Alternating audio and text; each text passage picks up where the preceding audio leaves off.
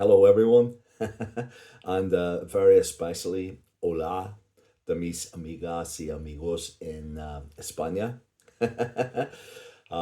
This is especially for Esther porque ella dice que yo no hablo en español, así que es muy difícil para ella uh, comprender mis blogs. But sometime, alguna vez, yo hablo en español para mi blog entera. ¿Vale? Okay, that's just me showing off in a way, but that was for us there because apparently I have some Spanish friends who uh, know me, and I have with Storms when I've toured in Spain many times.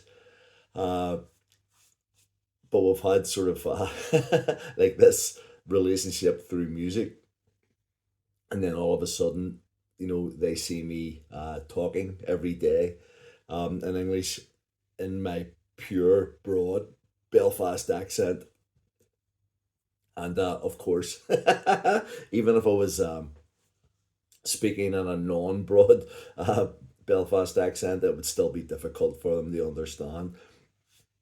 So, lo siento, guapa. y, I, I will see you. Yo te veo pronto. ¿Vale? Um, so I was looking at wee JJ earlier on, and he's just getting so big. But not only that, he's getting so I looked at him, and he just reminded me completely of my brother. Now I know that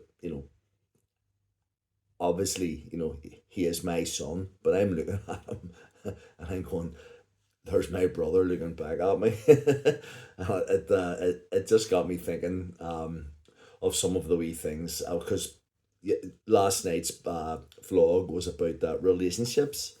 But you can have relationships with your family, and mine with my brother was just immaculate, cut short obviously because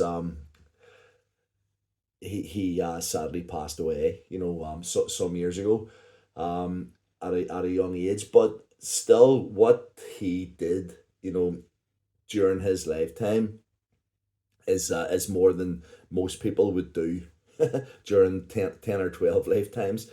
And I'm proud and always glad to have shared a lot of those experiences with him. Right, I think a couple of vlogs ago, I was talking about him being at the school during my sports day when he was at the gates, and my teacher brought him in, and was sort of shared time in my school that day. But if anyone thought that it just ended there, nope, because you could wind forward another 15 years.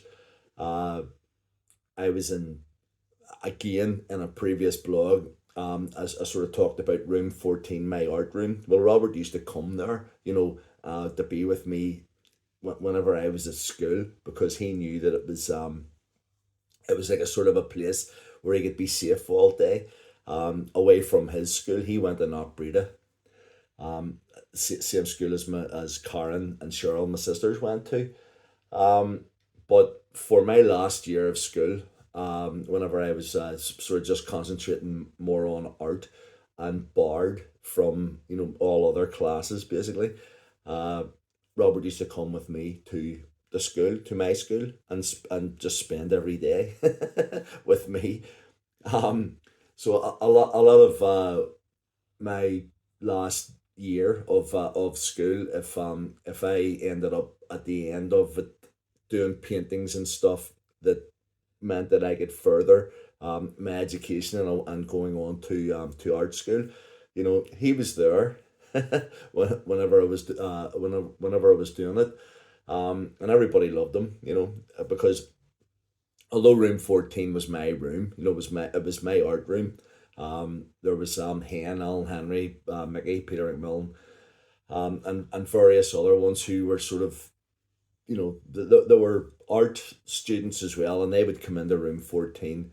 There were two perfectly good art rooms aside from this room with state of the art screen printing and canvases and every sort of thing that you would need under the sun to create art, and yet they came into the little living room sized room 14 because it was just a joy to be in every day, because you know there were friends, there was my brother, there were teachers who sort of, when I think about it, I mean, I'm the age that I am, but whenever I was at school and being there with my brother and stuff, and I was looking at these teachers and going, oh, you know, I hope that they're going to allow me to do this and stuff.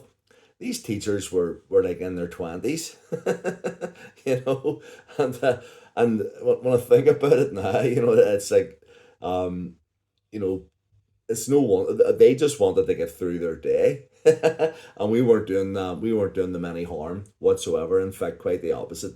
We're sort of contributing every day to every day being a good day, which they were in school. But Robert was my brother was always kind of, if I wasn't there with him, he was always in trouble.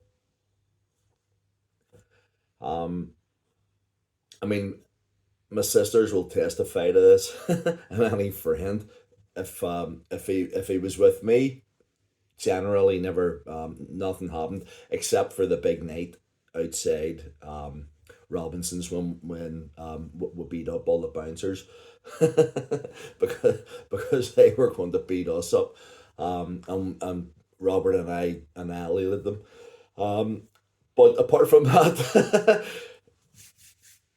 everything was kind of smelled. By the way, that story, I'll, I'll embellish that at another time. But this isn't the night for that.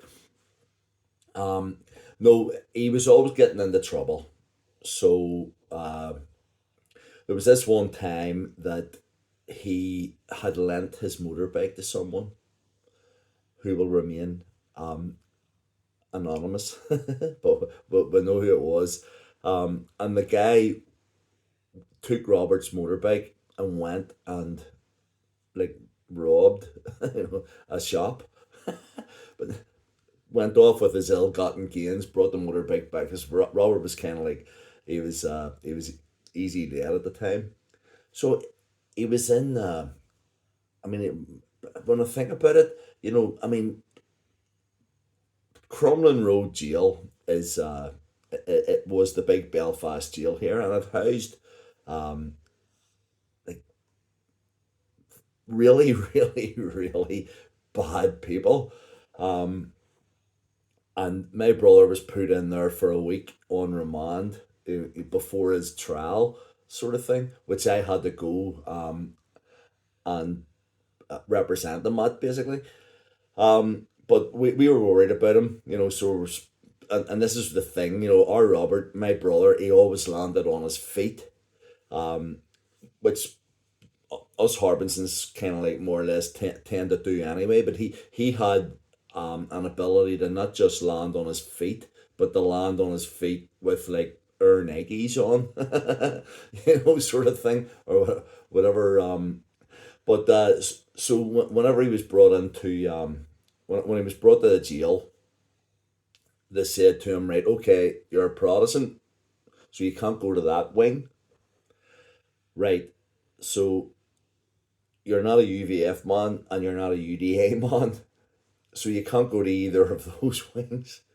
So I mean, when I say man, he was like 17, he was 16. He wasn't a man at all. He was just above the age for to be sent to Borstal, sort of thing. So he had